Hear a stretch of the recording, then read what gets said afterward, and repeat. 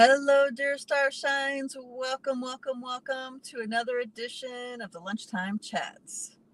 I'll give everybody a moment to get on board. As you guys come on board, let me know you're here. Say hi.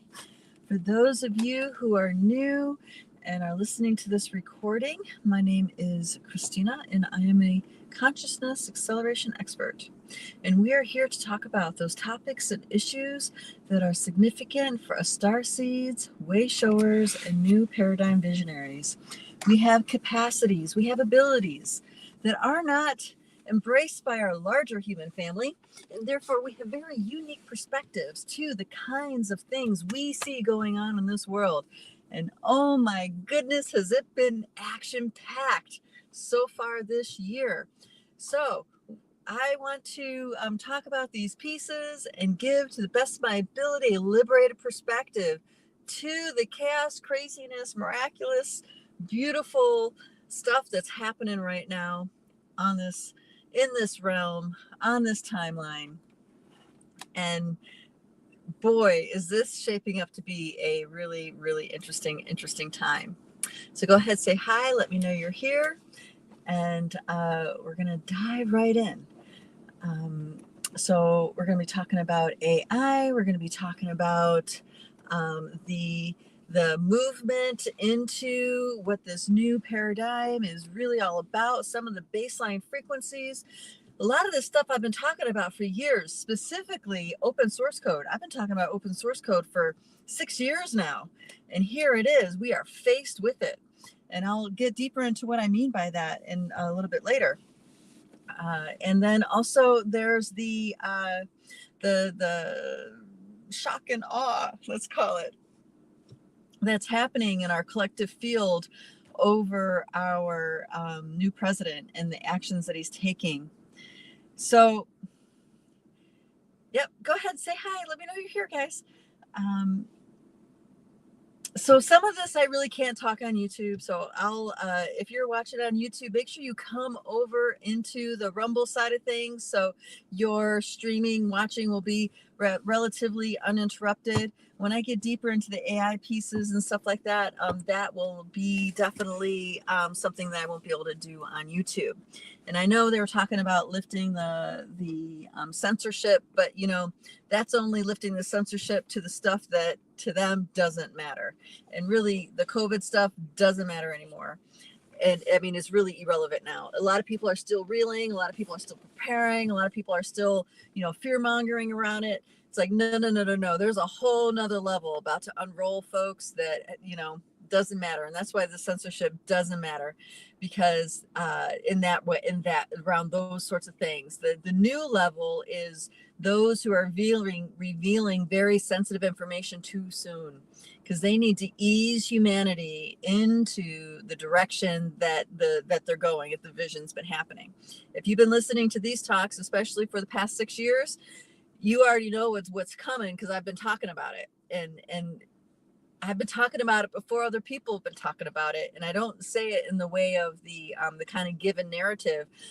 In the way I say it and talk about it, it seems like I'm coming out of left field, but it's all coming together. It's all coming together. And it's just blowing me away that, you know, how early I started calling these things out, and how well my inner guidance has prepared me and the people in Light Body Academy to really be positioned in an empower sovereign way in relationship to this. And just a little foreshadowing, we're talking about going into quantum AI, right? Anyway, hello, dear darling starshine from Washington. Welcome. All right, so just so you guys know, I'm in a new place. I'm in a place called Quartzsite, Arizona. I don't know if you guys have ever heard of this. Quartzsite is like the RV van life mecca of the United States, especially this time of year. I'm at the RV camp show here, and what an experience. It's it's pretty interesting. If you guys ever wondered what it's like, and I think I was intuitively brought here so I can be reminded about the people who are living alternative lifestyles, right? You don't necessarily need to be spiritual to be drawn to these alternative lifestyles. There's people here from all walks of life and are living this nomadic way for many, many reasons. Some of them, it's like their last resort. Others, it's like their dream life. Some are in $1 million or more class A's that are like palaces on wheels, and some people are living in their little tiny EV, that's hard to believe that even fits a person. So there's so many things in between. And this I just want to share a little bit about this place because it's interesting, and then we'll get into the other topics.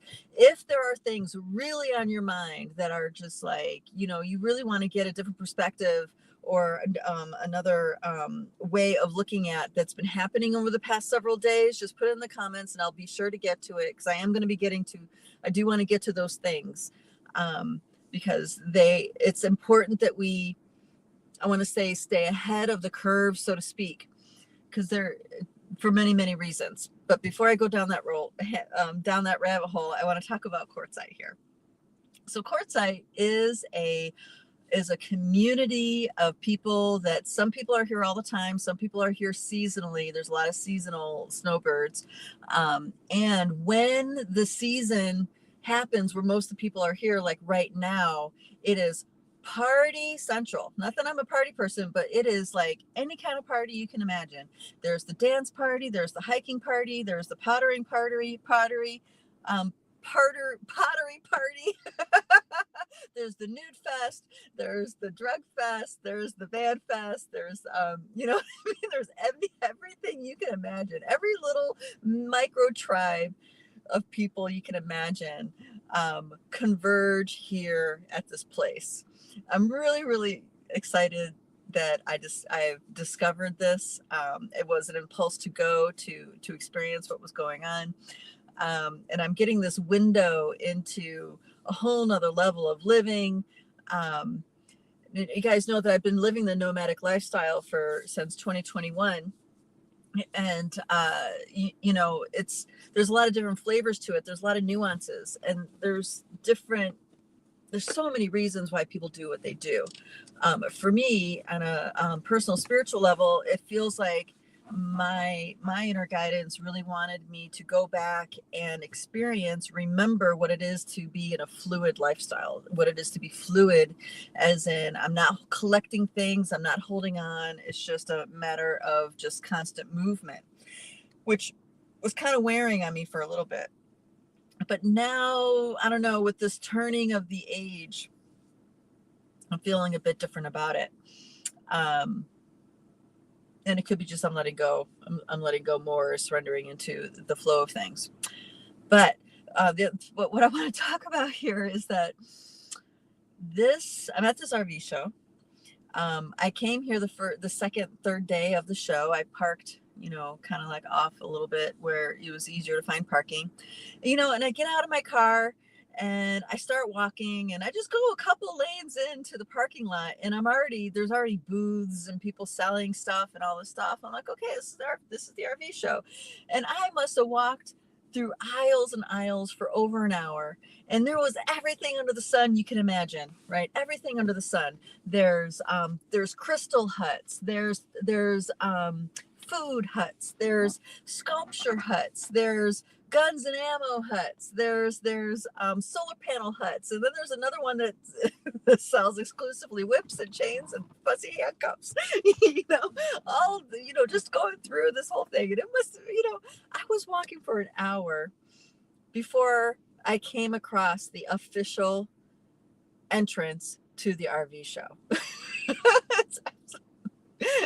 Oh my gosh, I've been laughing about that, because it's just like, holy moly. So I go into the RV show, and of course I'm looking for something specific for my truck, and so slowly it started to dawn on me what's happening here. There's the RV show, that's the official, has official sponsors, there's businesses, kind of like a trade show kind of thing. But then all around it is this colony of alternative lifestyle people. It's kind of like, I don't know for those of you who are older, it's like the old days when you would go to a dead show. There was like this whole mini city would erect around a dead show, no matter where you went. If it was at the Coliseum, like first time I saw him was in Cleveland, it was at the Coliseum, like in the parking lot and all the area around the parking lot. It was like this little city would erect out of nowhere. And if it's in the more country kind of location, like at Buckeye Lake, it was like, whole, again, in the cow fields, a whole city would erect. Of course, it was better when it was in nature. But anyway, so there's this traveling alternative, very, very alternative lifestyle that's all around this RV show. And it's chaotic. It took me a minute at first to really kind of get the groove, because I'm very sensitive energetically, right? And there's in the wind, and there's a lot of components here. But the reason why I want to bring this up to you guys is that we all have our bubble. We all have our groove that we're used to, right? We all have our groove that we're used to. We all have our routines. You go for the walk, you pass by the same places, you go into a coffee shop, or you go to a restaurant, you see, the same staff, the same, you know what I mean? There's a rhythm, there's a consistency to how you live, right? If you're living in a place that's not moving constantly, right? And what all of these people have in common, that they're so different from each other, but what they all have in common is this desire or enjoyment or preference of being mobile and nomadic, and what qualities that brings to their lives, right? And it actually is a bit mind-blowing, because there's a lot of people who are awake, even though they're not spiritual, they're awake to things here, like the clean food, they're awake to that here. Clean water, they're awake to that here. The idea of being self-sufficient off grid, totally awake to that here. Not in the way that like doomsday preppers are, but in the way of it gives them satisfaction to be self-sufficient, so they can boondock, so they can be in nature more, so they can, you know what I mean, be well equipped and prepared for being away from society. I guess you can call them rejects, right? The rejects of society. This is a term that has been used before, but there's more to it than that. There's other things here too. Now, in the past, when I still had my rig, I had a travel trailer that I was traveling around with. I would be in these rural areas, and you'd go to a grocery store, like some places like southeastern South Dakota. I don't know if you guys know this. It's really difficult to get fresh produce there. The only place to find fresh produce is at the farmer's market.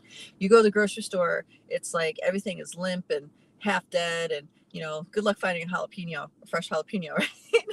So it's like there's like there's like this old school mentality that really doesn't have a good relationship to the food, right? The quality of food and how that matters. Similar thing when I was in some areas in Texas and in Tennessee and Arizona. It's like other places of Arizona, it was like not so great. But I go here and I'm kind of expecting the same kind of thing. But I go here, and wouldn't you know it, they have this, like all these little markets, these grocery stores. Yes, they have the old half dead food, right? But then they all have a nook of super fresh, vibrant vegetables, organic, like you know what I mean, like and they're garden grown, they're like the big stuff. So it's like there must be some farmers around here or some gardeners around here that are bringing their produce into these small town grocery stores. There's no real big chains here. This is all small. This is not a place where big chains come, probably because of the seasonality of the business. But and I was really shocked to see, like when I was in Tennessee, I stayed for many months in this valley next to an Amish an Amish community, and man, the kale I would get was huge. It was like half the price, and it would last forever. It would not, go limp in a few days. I would get zucchinis that can last weeks on my counter with no refrigeration. It was like, the quality of the garden, quality of the food was extraordinary, and one of the reasons why I really enjoyed staying there for so long. And I'm finding nooks like that here in Quartzsite, which is really fascinating. Now, I was on a medicinal diet, so the quality of food is something that's high up in my awareness. And I bring this up because I bring this up for other reasons besides just telling the story about Quartzsite, right? A lot of us, you and I, a lot of us were really excited about the administration coming in because of RFK, right? And what he was bringing to the table as far as cleaning up the food, cleaning up the chemicals, cleaning up, offering like real healthy alternatives to the established pharma, model. And whether that's going to happen or not, who knows? This whole thing's a crapshoot, right? We don't know. Um, but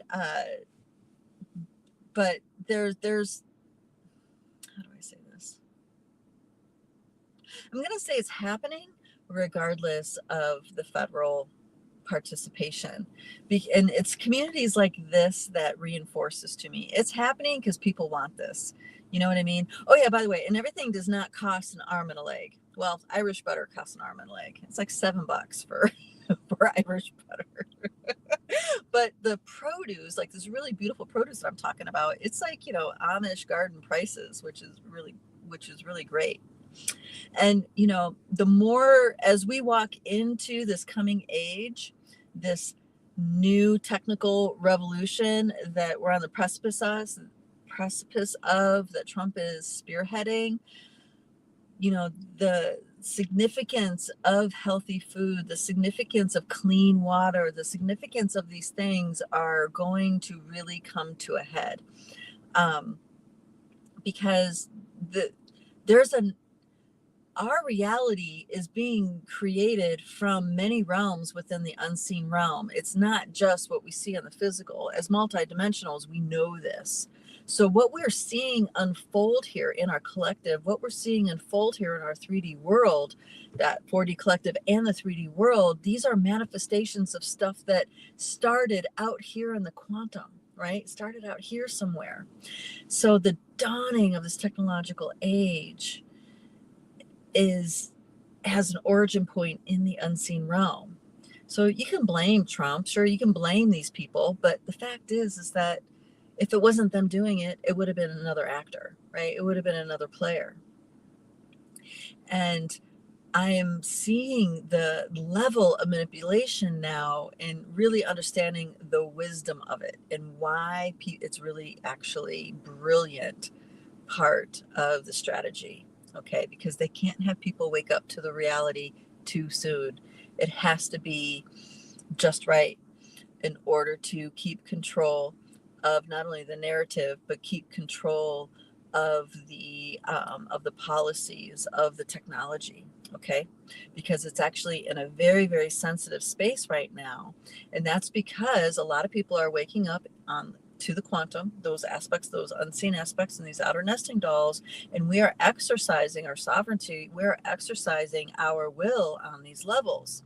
This is why I'm so into the Dreamtime Healing Project, the dream realms, because this is where our consciousness can actually touch these places without medicines, without plant medicines. Yes, there's times you can go into meditation and traverse these realms. Absolutely true. But the dreams are a regular way that we can engage. It's like a bridge, right, between our conscious mind and these unseen realms. And it's also a landscape where our ancestors and our multidimensional entourage, that's us guidance, can have a conversation with us directly. And this is key because the times that we're in right now, this is a massive upheaval to the reality of what was. And I mean, this goes beyond the whole Pluto thing, right? This is a massive upheaval. to the reality that was. And this has been talked about for a long time. Even the Mayan calendar talked about this. Johann Kalaman brought forward about the very last underworld to unfold within the consciousness for humanity is the technical age. Okay, and it started unfolding in 1999. So us having to come into right relationship with quantum technology, like technical, not quantum as in spiritual self, but technical, is a necessity for human consciousness to figure out, to traverse, right? So in this way, it's like, it doesn't matter if it was Trump, it could have been someone, it wasn't going to be him, it was going to be someone else, right? So forget about the actual actor and look at the actual events unfolding, okay? Him announcing the project about Stargate. Guys, that name was very purposefully selected, okay? And it actually didn't start with AI. It started a much older project that was done by, I think it was the CIA. So they are, what he is showing us is that the powers that be in our government and the Silicon Valley, the guys working in the technical world, guys and gals working in the technical world, is light years ahead of where the collective is. It's because the collective is constantly being manipulated and lied to. So, for example, I have dear friends in the disclosure movement. I have people that that I've known for a long time in those movements. They're awake to a lot of levels, but somehow they got caught up in this political thing and they cannot stop being outraged about what Trump does, right? And it's a real shame because they're brilliant. In some ways, they're very, very brilliant. They have abilities to perceive in an expanded way, but for some reason, this emotional trigger about, this person being that, I mean, there's a big Nazi narrative going on right now, and that's all because of the whole nationalism, right? And people are spending their time and energy being triggered by that instead of stepping back and looking at the bigger picture that's being foreshadowed in front of them. Okay. And here's what I mean. So in case you guys missed it, Stargate is the dawning of the next technological age being spearheaded by our government in conjunction with 3 visionary leaders, okay? And these are company CEOs of big tech companies. OpenAI, so for all of you guys that love Chat GTP, there you go, OpenAI. You have Larry from Oracle, right? And then you have the Japanese guy, and I'm so sorry, I don't have his name is not in my brain anymore. And they originally were going to invest like $100 billion each, and now they're investing $500 billion each. And this is what he was announcing. Now, in the original discussion, the original press conference weeks ago in Mar-a-Lago, it was $100,000 each. And then Trump was like, yeah, well, I think we're going to double that, and the Japanese guy was just, ha, ha, ha, ha, we'll see. Right. So some event happened, some kind of deal was struck where that guy was like, you know what? I'm not just going to double it. I'm going to quintuple it. Right. What I'm going to put down, which means there's big business, big bucks, big view about to go underway, right? Now, I'm going to have to refer to a few other chats that I've talked about because these are really big pieces to unpack. So, all right, the big thing for this conversation, I want to talk about open source code and what that means. Now, I started talking about this back in 16, 17. Right? Yeah, I've been doing these chats for a long time. And open source code is the next wave of this. This is part of what the new paradigm is bringing.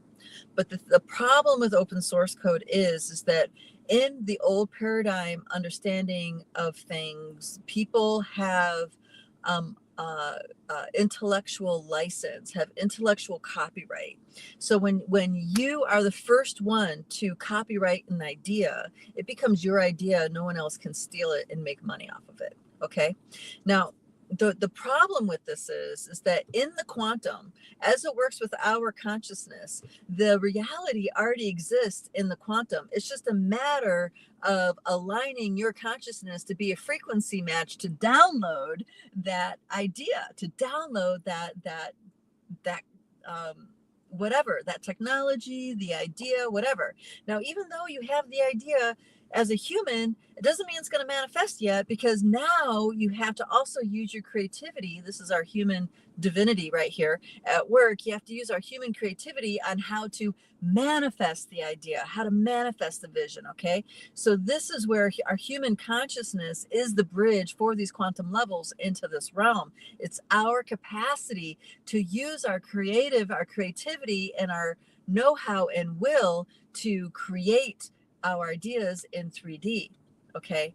But an idea cannot be owned when we're awake to these quantum levels, because it's no one person's. These ideas are actually for all of humanity. Okay. So for example, you guys know I'm a huge fan of Barbara Hand Clow's work. Now, there's a lot about that model that is revealed to be a very limiting model, but that's not here or there. When she originally downloaded the contents of the Pleiadian agenda, she had to go through a process to unpack it. And then she had to go through a creative process to get it written into a book. Okay. So her process to unpack it was quite extensive. I think it was a year or 18 months. She had to do, I think it was like 100 different past life regressions with highly evolved groups of people that could ask the right questions, right, to get the information that needed to come out, and then take all that and digest it, and then bring forward the clear the way, the pathway, so to speak, so the actual voice and personality and consciousness of the being known as Satya to come forward, so she can write the Pleiadian agenda. Now, this was years in the making, right? And she, being trained as by her grandfather as a Cherokee record keeper, she was already prepared to be able to receive something like that.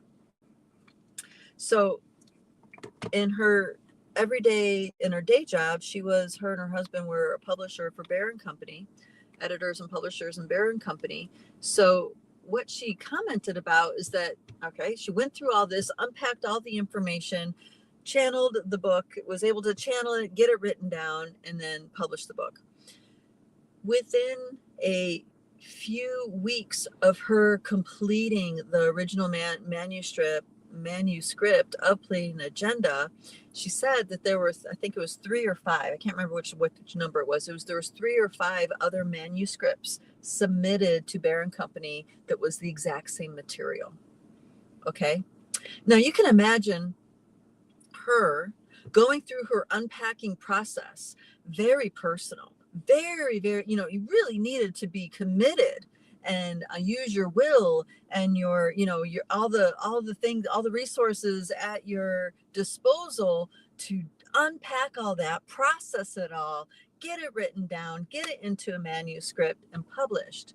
Now you can see in the old paradigm understanding on why one would easily think that that is her intellectual license, because of all that she's done to create, to bring it into this world.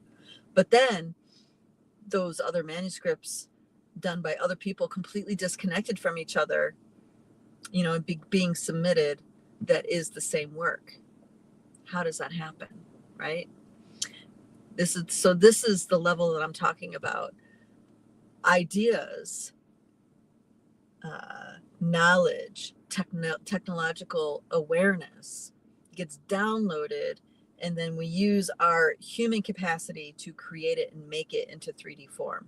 Okay, we cannot own these ideas anymore. They are open source code. And this is where the big cracking open is, the chaos is happening within humanity. See, no one knows about this because they're not talking about it.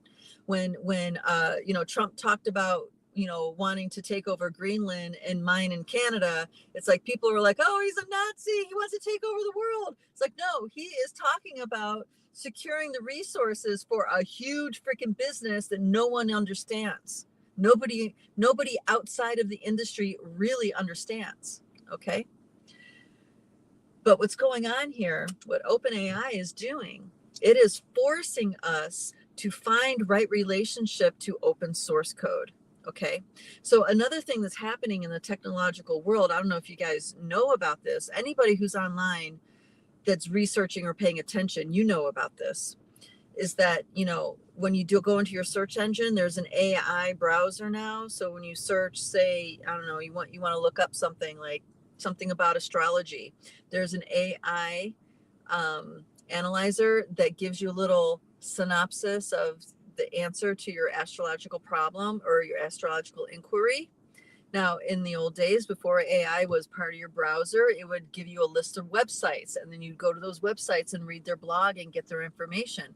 But now, instead, you have AI analyzing all that information and creating a summary at the top of the search.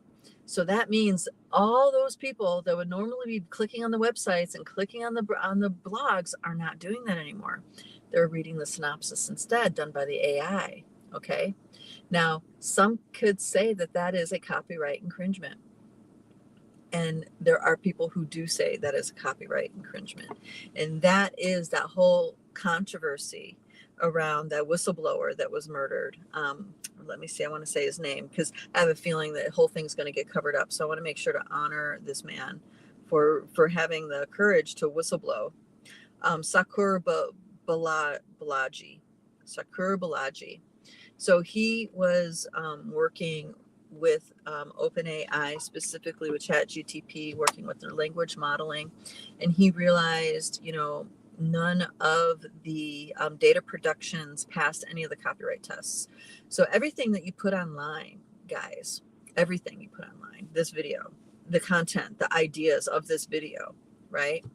Everything you put online, the book that you published on Amazon, right? The audiobook you have out in Amazon, all of that content, all that intellectual property is getting fed into an AI cloud that's analyzing it and adding it to its data banks. So anytime anybody asks about it that has access to the larger, say, data bank of AI intelligence, your data is going to be included in the synopsis, right? Your data is going to be included in the assessment. Your data is going to be included in the analysis.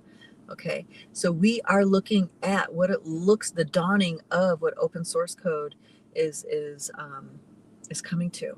So that means humans need to come to terms with this idea that we own things. Right? We can own a revolutionary idea. We can own a formula for an antibiotic. We can own a formula for this medicine. We can own a formula for that medicine. Nope, not anymore. Not anymore. And this is why Big Pharma had to fall, and it's falling. This is why the old system has to fall, because the demand, the drive into the AI age is unstoppable. Why? Because it already existed in the quantum, and you have very, very creative, talented human beings committed to making it so here in this reality. You see what I mean? So you guys can let the players off the hook and understand they are all acting out an energy that exists that has to get acted out because it's time. It's here. We're on the horizon of what this is. So the OpenAI thing, that's only one angle. There's so many more angles to this, right? And this is what I want to really touch base with you guys so you can see more clearly the fact that we're not thinking big enough. We are not taking in the cues that we're getting and applying it in the bigger picture. And this next piece that I'm talking about, I'm going to have to go off of YouTube. So if you guys are on YouTube, hop over to Rumble, and I'll continue the conversation. Mm-hmm.